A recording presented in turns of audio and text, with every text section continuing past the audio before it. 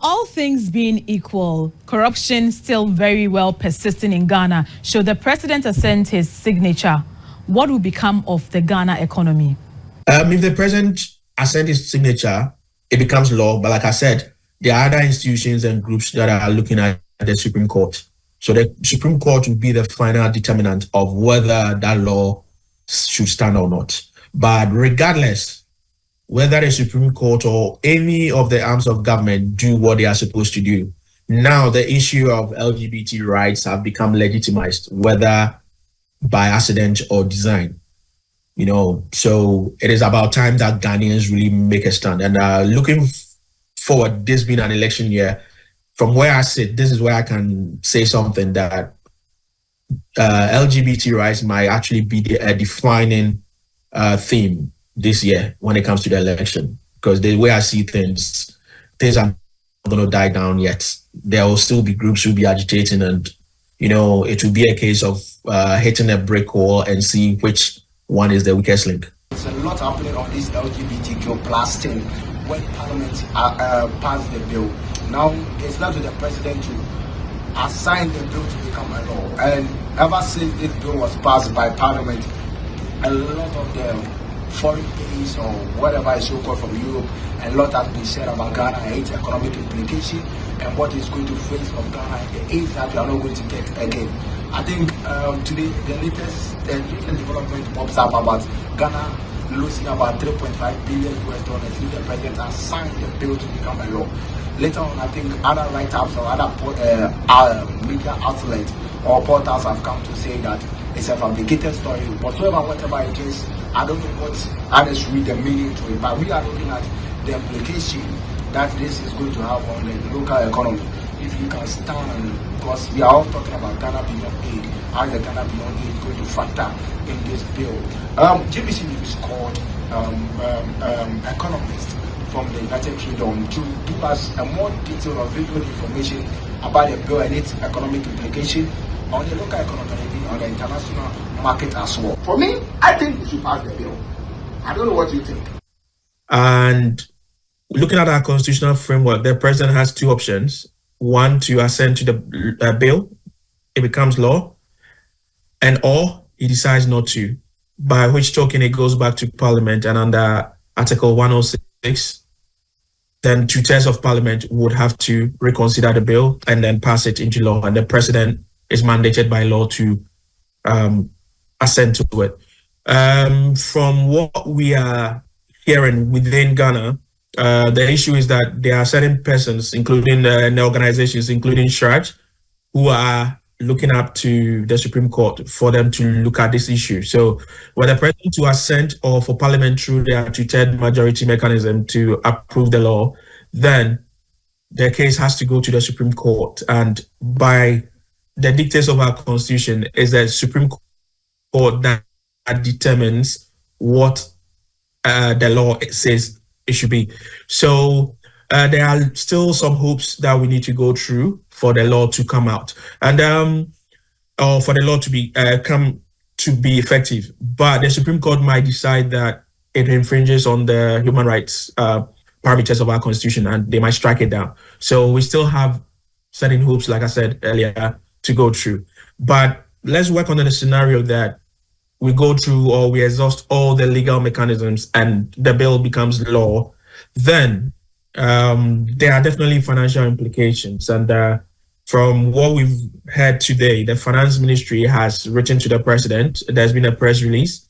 They've written to the president to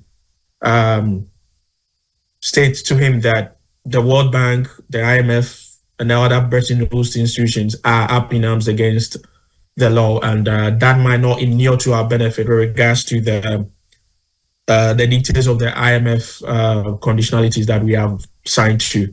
So by and large, were that to happen, where IMF and the World Bank goes after Ghana, if the bill becomes law, then it has it has financial implications for Ghana. But I believe that just recently there was a law that was passed by Parliament. I believe it has to do with the witchcraft, and the president wrote to Parliament why he wasn't going to sign that bill into law. and he raised issues of financial implications or financial cost to the state. So at this stage, I believe that it is in all likelihood the president might also write back to Parliament to state these facts from the Ministry of Finance as reasons why he may or may not assent to the bill. The issue has to do with whether the international community respects Ghana's sovereign authority. So let's go back to 1992. As part of the dictates of the Bretton Woods institution, the then military regime had to facilitate constitutional rule. So Ghana became a democratic republic by 7th of January 1993. Then one of the key pillars of democracy is rule of law, and then also majoritarian principle. So if the Parliament of Ghana has gone through all the legal mechanisms and passed the bill into law, and the president, whether he agrees to it, whether he agrees to sign it or not, and the bill goes back to Parliament and Parliament approves it, and then let's say the Supreme Court affirms that the bill is a right law under our constitutional framework, I believe that the international community should, in a way, swallow their pride and understand that Ghana has a sovereign right to determine what their law says or what their law doesn't say. Because you cannot tell us to go through a constitutional mechanism and leave dictatorship. And then when the same framework comes up with laws that affirms Ghana's right to determine his own laws, then you're up against it because it is against internationally accepted rights. Because there are cultural practices within Africa that I believe are not practiced abroad in Europe or elsewhere. And then also there are countries that have stood up against the West on these same LGBT issues, and there have not been any issues. So for me, if I am to say anything, it's to do with us, going begging all the time. Because if we were self-sustaining, I believe that nobody could tell us what our laws or our culture should, what our laws and cultures are. Because at the moment, countries like Qatar, as tiny as Qatar is, with maybe a good GDP to boot, they are able to affirm what their cultural stands are, and nobody in the West is able to dictate to them. So for us, the issue goes back to what the president told us a few years back: Ghana beyond aid. So now, if you are caught up, then it's a case of, do you stand up to the lines of our Ghanaian national anthem and say that help us to resist oppressors' rule? It is either that or you go back begging. But then there are always costs when it comes to economics. So whether you affirm the law or not is a case that you have to pay up some way or the other. Can Ghana really go beyond aid? And then also some have identified corruption as the major problem to preventing Ghana from getting to the level of self-sustaining. Now, if we take corruption off the table, can Ghana self-sustain itself from where you stand? Yes, we can. Yes, we can. And the issue is that let's take corruption, or the 3 or 4 billion that we lose every year, out of the equation.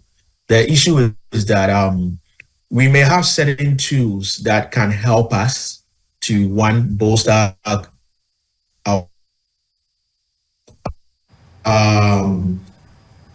the right mechanisms that we do not rely so much on import. It seems like we may have the necessary raw materials, but every time we are like begging for foreign assistance. So let's take cocoa, let's take even lithium that we just recently discovered.